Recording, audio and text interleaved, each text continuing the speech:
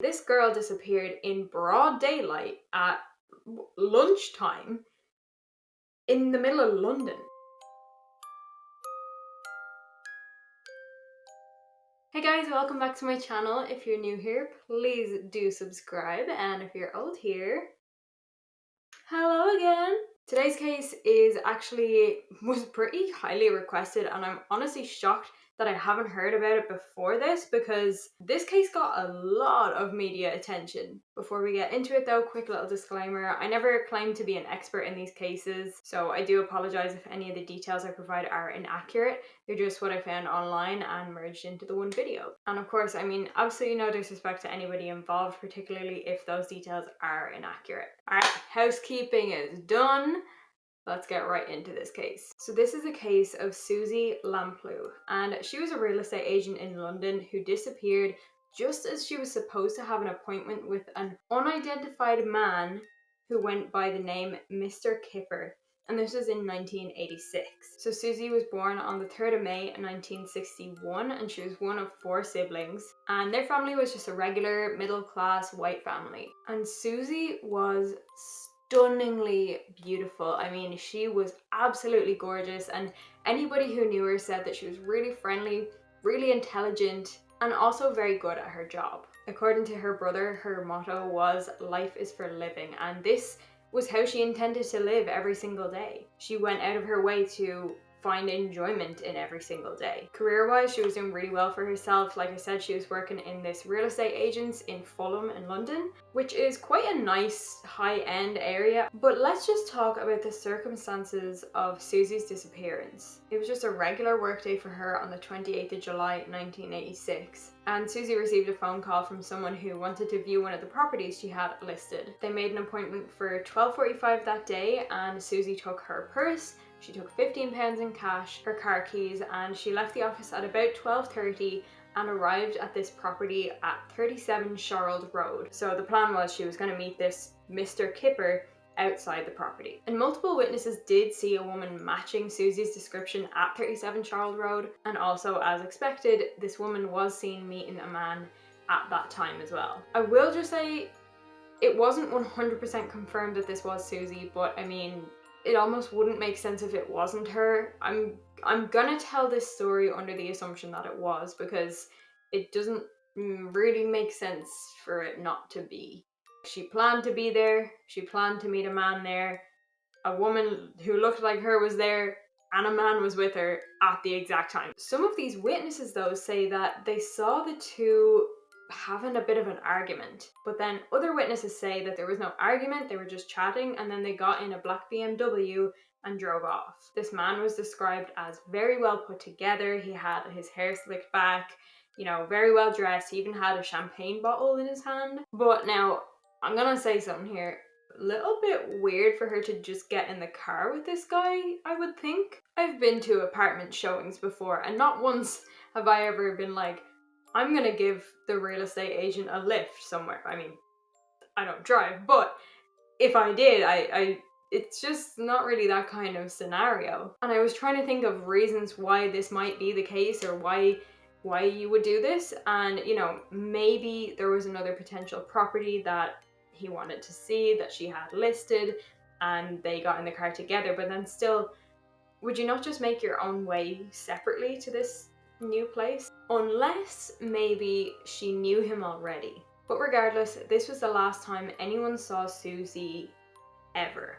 And a few hours passed, and her boss started to get really worried, because she was only meant to go on this showing, which shouldn't take that long really. You show somebody around a property, you're back in however long, I mean, I don't know how long, but max an hour, I would think. And several hours had passed, so she started to call around. Like, she called Suzy's mother, Diana, saying like, is Suzy with you? Was there some kind of family emergency? Is there something I should know? But Diana hadn't heard from Suzy either. So everybody got quite concerned. Everybody was making phone calls to anyone that could possibly know where Suzy was, but nobody heard from her. So at about 6:45 that evening, Suzy's boss reported her to the authorities. Can you actually imagine going through that? I know we talk about this stuff all the time, so it's not necessarily anything crazy different, But can you imagine going through your day, just a regular day, and then getting word that your mother, sister, friend, whatever, hasn't been seen for hours, disappeared from work, isn't at home, nobody knows, nobody has a clue where they are. I mean, you don't know if you should panic yet or if that would be a complete overreaction because maybe they're just doing something that you forgot about or whatever, but let's get back to Suzy's story. So a few hours pass and not really anything happened in terms of like anything showing up, but just after 10 p.m. that night, Suzy's car was found parked outside another property that was listed on Stevenage Road, and this was about a 5-minute drive away from the property on Sharld Road. So there was no sign of a struggle in the car, no fabric rips, no stains, no blood stains, nothing like that. But what was strange was Suzy's purse was actually found in the pocket in the door. And you'd think that if in a normal situation, if she got out of the car, that she would take her purse with her. Maybe not, but I personally wouldn't be leaving my valuables in a car, you know, if I was getting out and going somewhere. That is under the assumption that everything was normal. I find that a little strange. And the handbrake was also unlocked, which could potentially indicate that maybe someone got out in a hurry. And as far as I've seen, the driver door was also unlocked, but I will be honest, couldn't confirm that. There were a bunch of fingerprints in the car when they checked for them, but none of them were flagged as suspicious. That was pretty much a dead end, really. So those are the circumstances under which Suzy Lamplugh disappeared, and they're pretty strange. This girl disappeared in broad daylight at lunchtime in the middle of London. Okay, it was a residential street, but it would like there were houses on both sides. For this really long street, you'd imagine there'd be a lot of people there. We already know that there were several witnesses. So for this woman to disappear in such open circumstances, it's like, it's just a very bizarre situation. But what makes it stranger is not long before she disappeared, she told her family and her flatmate that she was seeing someone. Some man from Bristol. Now, they only went on one date, but she did tell her mother that she was a little afraid of him because of how intense he was. I mean, this guy had apparently been pestering her with phone calls and flowers and just would not leave her alone. And Suzy's brother Richard actually believes that some man, potentially this man, was either grooming her or stalking her for some time before she disappeared. But whoever this man was that she'd been seeing was too intense for her, to the point that Suzy was planning on breaking it off. Like, she had plans with him to go for lunch and break it off. Now, I don't know if this lunch had already happened at the point where she disappeared.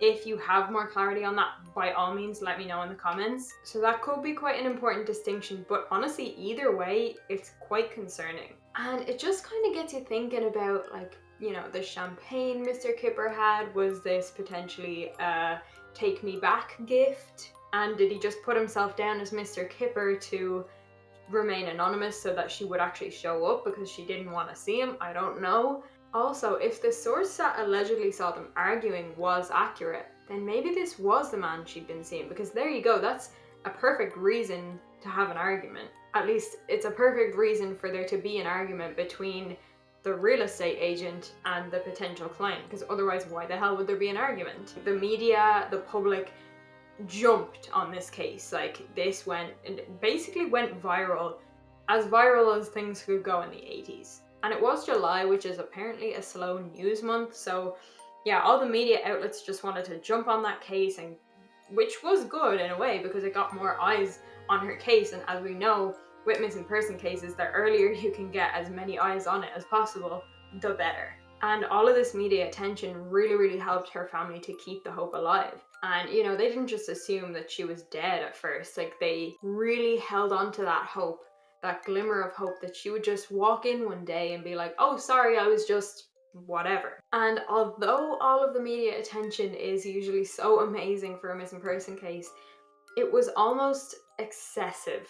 It was to a fault. So many people thought that they recognized Suzy in public. So many tips were coming in. There were like 23,000 tips that had come in, which I'm sure was incredibly frustrating because at the end of the day, you do only have so many people that you can apply to a case.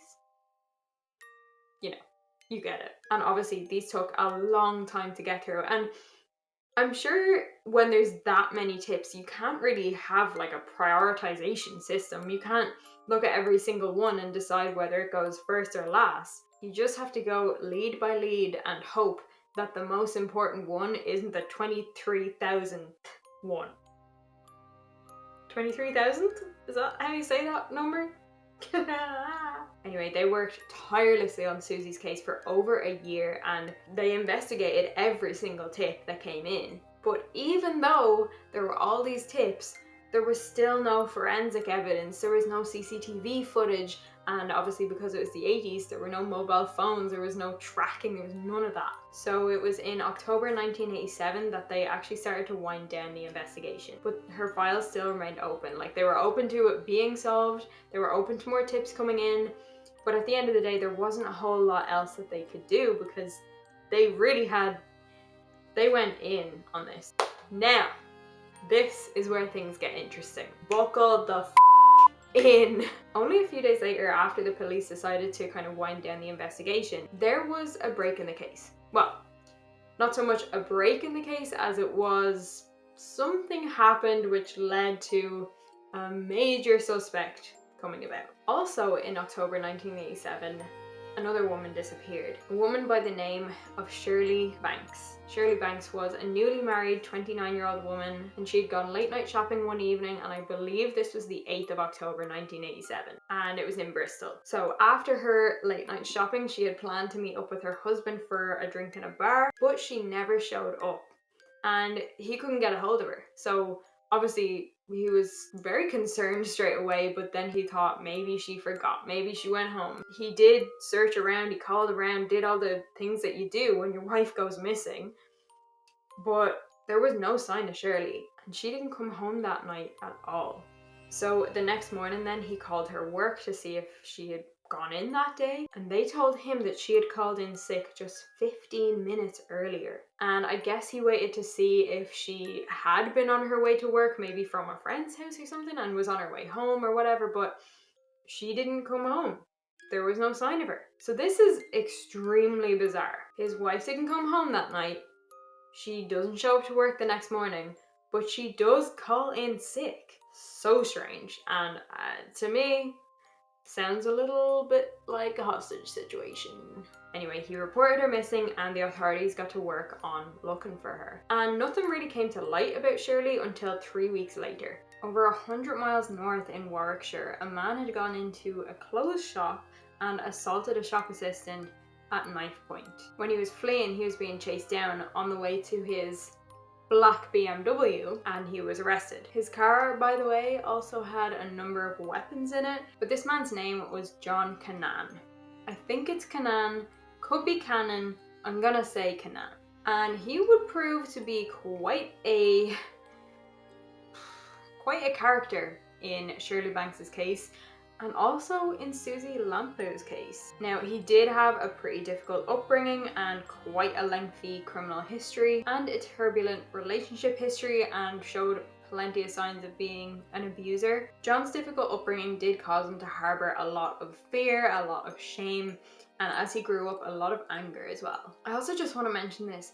He went to a private school when he was younger, and one of his teachers remembered John being incredibly charming, to the point where he would charm his way into getting this teacher to give him biscuits. So he definitely had this superficial charm from a very young age. And I'm gonna be honest, simply due to time constraints, I'm not gonna be able to go into all of John's criminal history and just general history. There's a lot on him, so if you do want like a whole video on him, there's plenty to cover there. Like, trust me, it's intense. Like, this guy, bad dude, but just, yeah, if you want to know more, let me know. I just simply did not have the time to go into all that when I was researching for this video. So anyway, police went and searched John's garage, and you'll never guess what they found. They found a car eerily similar to the car that Shirley Banks owned, only it was a different colour and it didn't have the same license plate. But when they looked into this, it turned out that John had actually repainted the car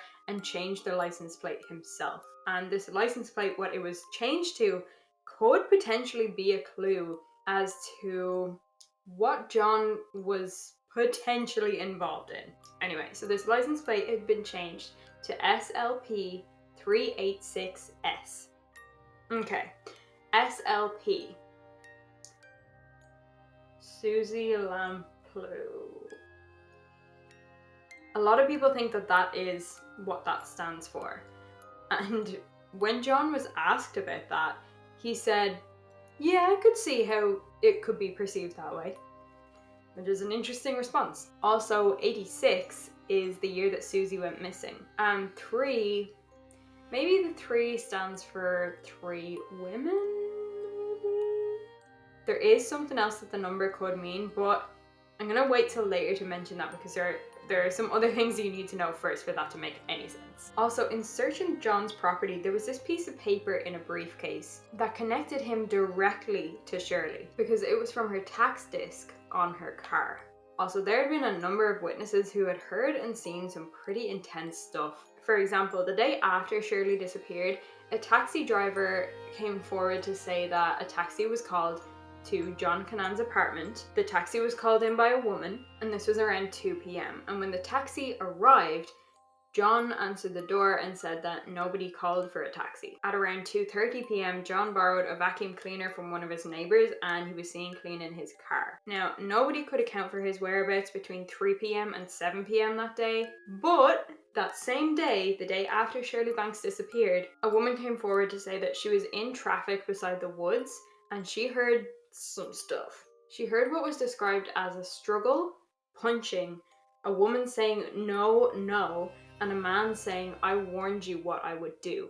And that's when she heard a choking sound. And this woman who was the witness apparently shouted something at the man, and then he came launching towards her. And also that he had dark curly hair. That's a pretty intense witness statement, my god.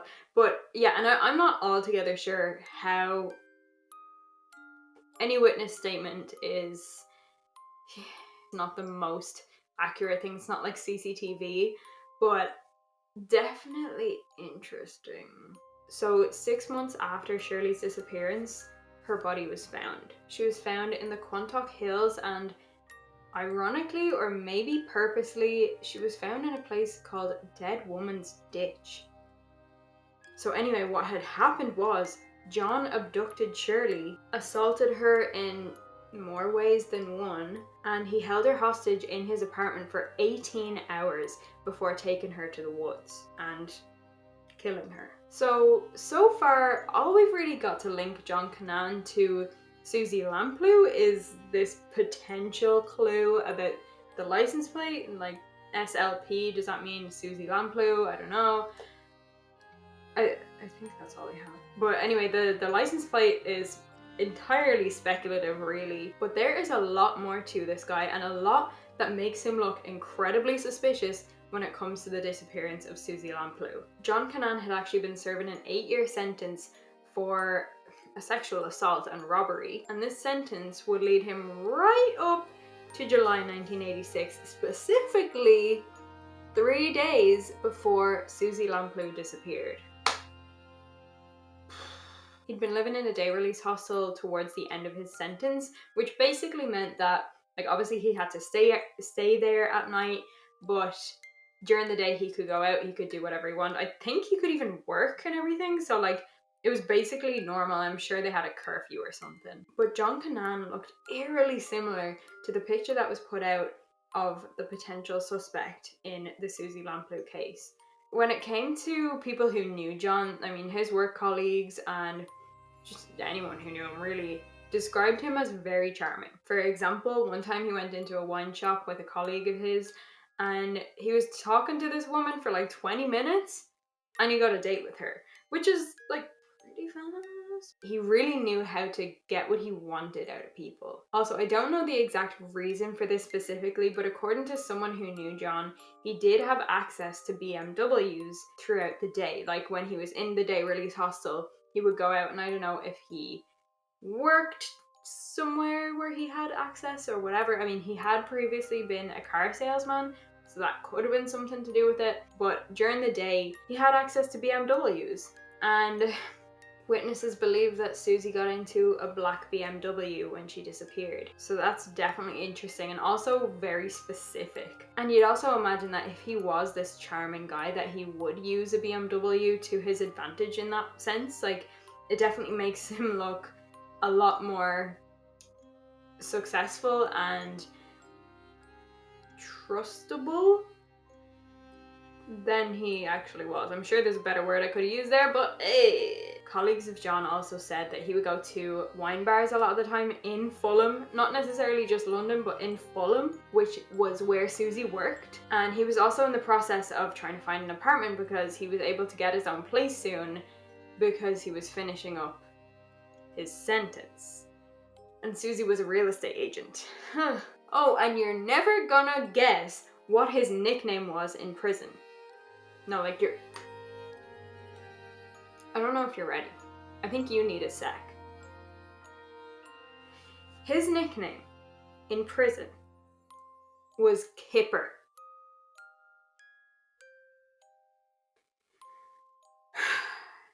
Suzy Lamplugh disappeared at the time of a meeting with an unidentified man called Mr. Kipper.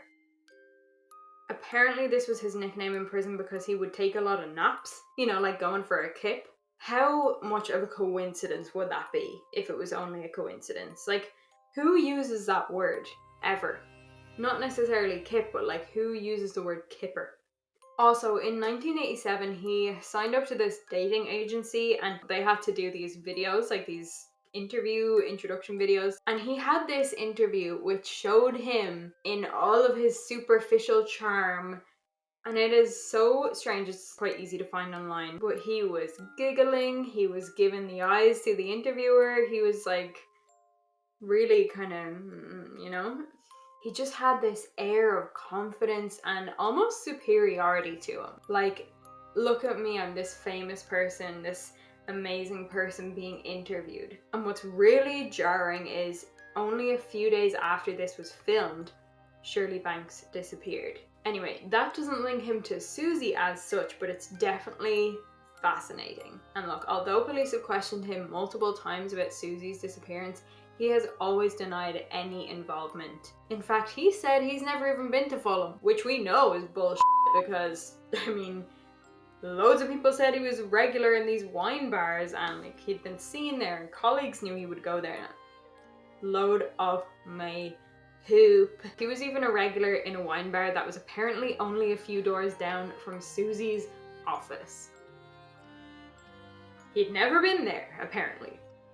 But also in 1987, John made a potential confession to his involvement in Suzy Lamplug's disappearance. He had this girlfriend at the time called Gilly Page, and the two of them were driving from Bristol to Birmingham, I believe, and she came forward with a really unusual, really concerning conversation that she remembers having with him. So they were driving along and John brought up Suzy's disappearance out of nowhere. And that's before he pulled in, pointed at a particular spot and said, "That's where Suzy is buried." Of course, now he denies ever saying anything of the sort, but anyway, I'm sure you're wondering, like, was this area searched? And it was. It was searched over multiple days, but again, they found absolutely no evidence of anything. And strangely enough, Gilly Page even retracted her statement of saying that Suzy's body was here. So, could this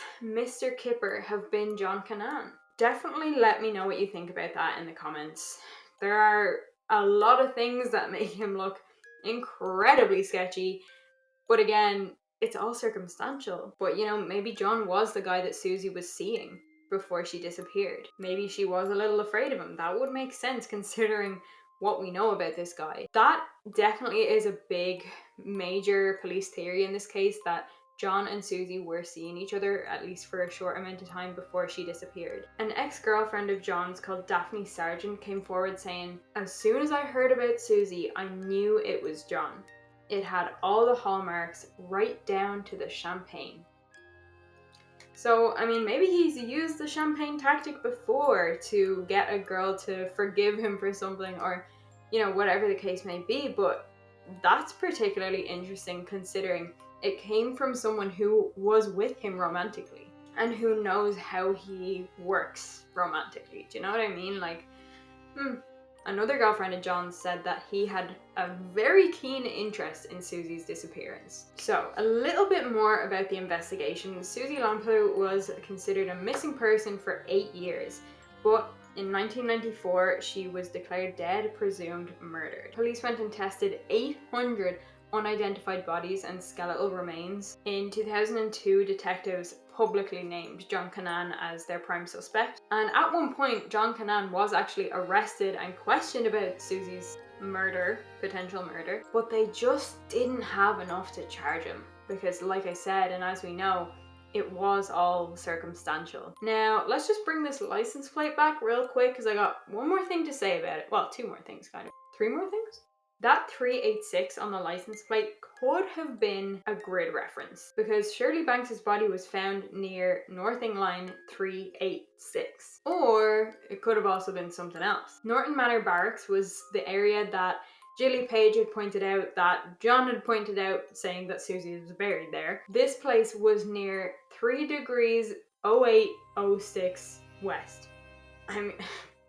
I'm gonna be honest, I have literally no clue what that means, but I do know it's something directional. So it could be like a, hey look, this is where her body is. But like, anybody else think that might be a little too obvious in a way? Like, I mean, maybe he just thought of it as a sick, fun game or something, but maybe he was like, ooh, I'm gonna put these numbers on this license plate because there's significance behind it, or I don't know. And when police had asked John about this license plate, obviously we know that he said, well, it could be seen that way with the SLP being Suzy Lamplugh, which was just, I mean, interesting. But then also he said that it was a Bristol businessman that he bought the car from that was responsible for the deaths of Shirley Banks, Suzy Lamplugh, and another woman. So police then asked him if this businessman was him. And he said, yeah. But then he immediately retracted the statement. Now, a relative of John Cannan did come forward to say that, listen, John is very close to his mother, and there's no way he will confess to any involvement in Suzy Lamplug's disappearance until his mother passes away, because he doesn't want to cause her any further grief. So it'll be interesting to see. I mean, I don't know exactly what age his mother is, but John himself is 67 years old, so obviously his mother is probably getting up there. So I suppose it'd be really interesting to see if he does confess after she passes away. In more recent years though, Suzy's case has been investigated quite a bit still. There have still been multiple searches going on. In 2018, for example, a previous inmate of John's had come forward to say that John buried Suzy under the patio of his mother's house in Sutton Coldfield. And obviously police jumped on this straight away. They totally upended this garden. But unfortunately in November 2018, they came forward and said that no, absolutely nothing was found, no evidence, no body, no nothing. In July 2019 then, there was a search of some land in Pershore. Again, nothing of relevance was found. But there have been searches as recent as October 2020. So last October, a search took place in a canal in West London. Because, I mean, the only reason this had any significance in Suzy's case was because years back, literally in 1986, the year she went missing, a lorry driver came forward and said that he saw a man that he believed to be John Cannan placing a large suitcase in this canal. And I mean, this could still have potentially been the case. Like, that could have been true. It could have been John Cannan, and it could have been Suzy's body in that suitcase. But she went missing 35 years ago. I mean, who knows where that suitcase could be now. Now, before we go, I do feel the need to kind of mention this, right? So there was another potential suspect in this case. That is serial killer Steve Wright. They looked into him in around 2008 because in 2006, He killed 5 women in Ipswich, and he had once worked with Suzy, and apparently they stayed in touch for years after that. Suzy had been a beautician for some amount of time in the Queen Elizabeth II, which I'm guessing is like a shopping centre? Okay, no, I have no idea. All I got was 11 places Queen Elizabeth II shops for clothes. She wouldn't really be my fashion icon. Anyway, Suzy was a beautician there and Steve Wright was a steward there. And that's pretty much it. I mean, it wasn't the strongest line of inquiry. There was no evidence as such. It was just something that they decided they should probably look into. It was definitely worth looking into because up until that point, there was really only one person that they were looking at. Finally, if you're wondering about John Cannan and where he is now, he is still in prison, but he's eligible for release in 2022. Why? So, I mean, wouldn't it be great if they could add to his charges and find him guilty of what we pretty much know he's guilty of at this point before that time when he's eligible for release? I mean, okay, maybe I should probably say innocent until proven guilty. Yeah. Look, we've seen it before where people look really guilty and they're actually not. So maybe he's not. But I don't know. Let me know what your thoughts are. Do you think he was involved? Do you think it's aggressive to assume he was involved? What do you think about that? I also just want to give a bit of a shout out to Suzy's family because in the months after her disappearance, Suzy's mother Diana set up the Suzy Lamplugh Trust because she wanted something good at least to come out of this horrific tragedy. So their mission was to raise awareness for personal safety through training and stuff like that, and also to provide support for families and friends and loved ones of those who have gone missing, as well as helping people avoid becoming victims of aggression and things like that. So really incredible organisation. They even run the UK's National Stalking Helpline and they organise National Personal Safety Day every year. And that's been going on since 2006. So, I mean, it's kind of bittersweet because a woman had to go missing at such a young age for this to happen. I mean, she was only 25 when she went missing. But at least something good can come out of it. Because who knows how many lives that the Suzy Lamplugh Trust has saved. Unfortunately though, in 2011, Diana, Suzy's mother, passed away aged 75 and Suzy's father passed away aged 87 in 2018. So both of her parents died without ever getting answers about what happened to their beautiful daughter. Her brother Richard hopes that in continuing to share her story, it will trigger someone's memory. Someone will remember something that could just solve this whole case, because really her family just want to bring Suzy home and give her the burial that she actually deserved and not the burial that her killer decided to give her to hide her death from so many people for so many years. So again, fingers crossed that something does actually come to light over the next few years, or sooner ideally. But thank you so much for watching this video. If you enjoyed it, please leave a like and comment down below what your thoughts are. What do you think happened to Suzy Lamplugh? If you're not already, make sure you're subscribed to the channel and you hit the little notification bell so that you never miss an upload. Because actually 1 or 2 people in the last few days really have told me that they haven't been getting notified about my videos, so I don't know what's going on there. But yeah, I hit the notification bell, make sure you're subscribed and we'll be all good. Also, huge shout out to the patrons of the channel. They know I love them to bits. You are absolute legends and I love you so much. Alright, that's it so. Again, thank you so much for watching and I'll see you in the next one. Bye guys.